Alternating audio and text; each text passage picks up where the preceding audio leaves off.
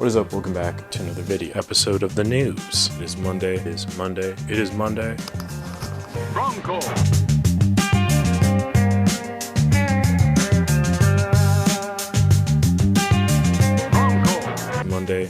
Monday. So let's get into the news. So remember, if you join the channel, not only do you get access to exclusive content, early access to other content, but you also get the ability to vote on upcoming videos. Check out the community tab if you're a member, vote on that upcoming video for the end of this month, and the video for last month will be ready this week, so stay tuned for that. If you can't join the channel, completely fine, just like the video, subscribe to the channel, all that support helps a whole bunch. Let's get those numbers up. I appreciate you all watching all the same. More boilerplate stuff today, but still enough to talk about, to sink our teeth into. So we have Cinestill coming out with some news teasing on Instagram. They have an oscillating plus sign and promises of 3 new products at some point this year. So that could be exciting. Who's to say what that is, whether that's going to be new film, new chemicals, but time will tell. And then moving on, we have a new product on Kickstarter.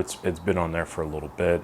I meant to talk about it last week and kind of slipped my radar, but this is the Zebra Daylight Developing Tank from Lost Light Art on Instagram.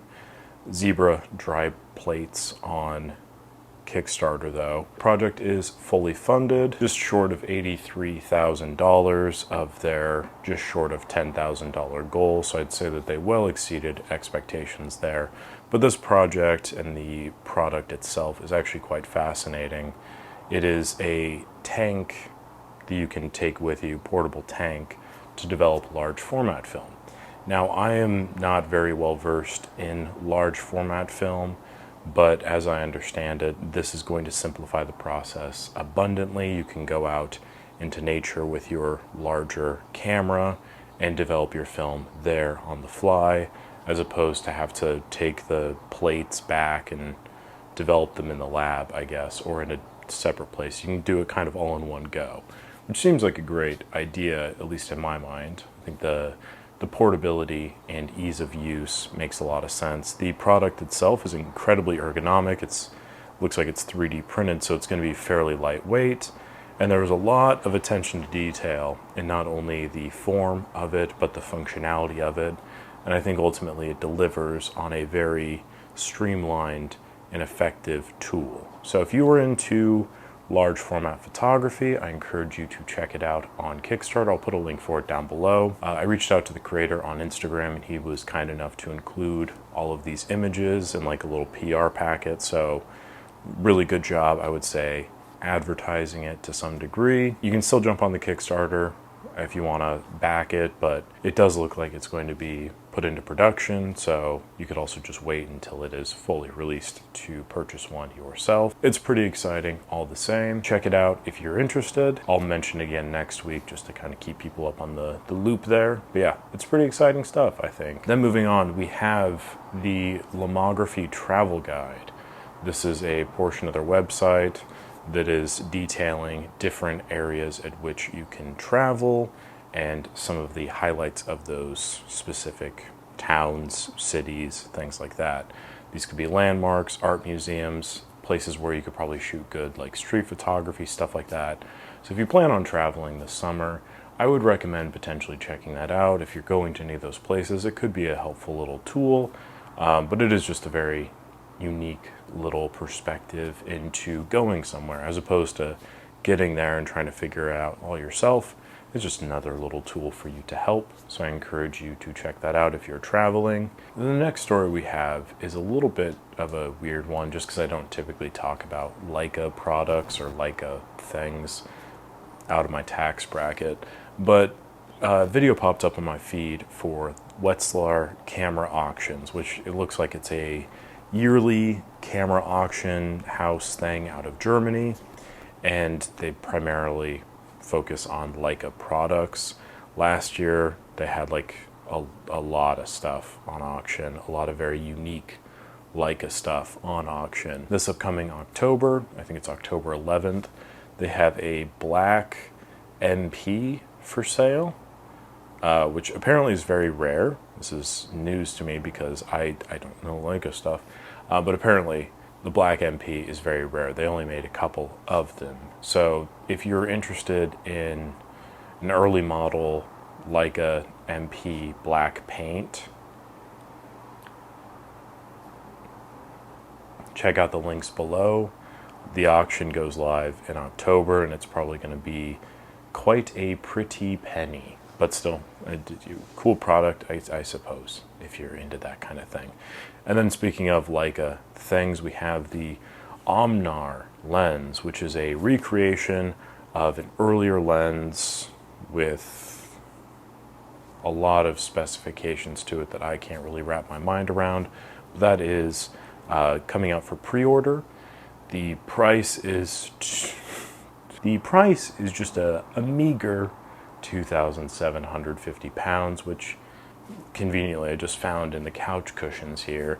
So if you're curious as to the specifications of this lens, apparently it's been in development for many years, and they've perfected a reproduction of the original lens. 50mm f2 lens, 6 elements, 3 groups, and some sort of thing to create interesting bokeh or what have you.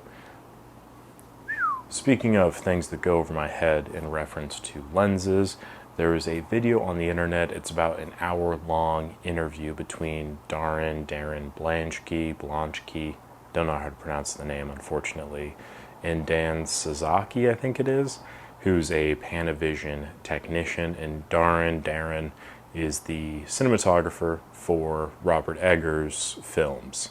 Things like Nosferatu, Northman, Lighthouse, Witch, going into painfully interesting technical detail about lens construction and fine-tuning different looks.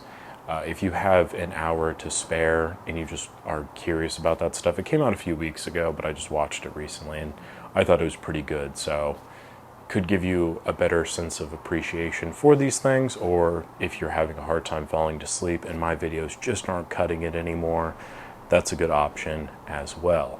All right, and the next two stories are kind of tied together in some way. We have a product I spoke about a few months ago called the Echolens camera. Now the general idea behind this was it was going to have the same profile as like a Leica camera. It was going to be lightweight, and it was going to function the same way that a film camera would, and that there's no screen. You take X amount of pictures and then you can see them later with like a Bluetooth connection to your phone. I think it was just an internal memory. I don't think there was like an SD card or anything like that. The reason I'm talking about it now is that they're launching a Kickstarter in like mid-June, so you can support that if you so choose. I'll probably give an update on that when the time comes, in case you're interested. I think the retail is going to be about $150, so it's not terribly expensive, especially in contrast to other similar cameras like the Fuji X-Half or the Yashica FXD, which are also kind of analog-esque cameras. They're trying to like reimagine what a modern film camera would look like in a digital age, whatever that means. But they're coming in at a lot steeper prices, so $150 maybe is not the worst thing in the world, but you know, up to you how you want to spend your money. Now, how this ties into the next story is quite simple. Kosmofoto put out an editorial of sorts about this relatively recent phenomenon, at least recent uptick in interest from digital companies or companies producing digital cameras that employ a lot of the same nostalgic vibes of film photography, such as a wind lever, such as limitations on how you can take pictures because it's just like film. And the editorial will be linked down below. I was hesitant on making a video kind of talking about this specifically because it's been, like I said, a recent phenomenon and something I have a few thoughts on myself. But I feel like this article kind of covers my thoughts very well, so I will not be producing that video. Instead, I would encourage you to read the article. It goes over some of the original failures like the Yashica Y35, and then it also covers some of the successes like the Epson RD1, which is a fairly popular camera in this space. for employing an advanced lever and like a mechanical shutter, but a digital sensor, which I think is a very cool idea. Now, it does break into the Yashica FXD, and this kind of covers into a little bit of a correction from last week. And I hate that this has been like 3 to 4 weeks in a row I've talked about the Yashica FXD, but I did speak about the FXD now having an electronic viewfinder, and that is actually not entirely true. I believe the FXD 100 and FXD 300 will not have the electronic viewfinder, but they're going to have a third camera that will have an electronic viewfinder. So the article kind of goes into that a little bit about just kind of how silly some of it is, which I don't really agree with. And then it neatly folds into the Echolens project.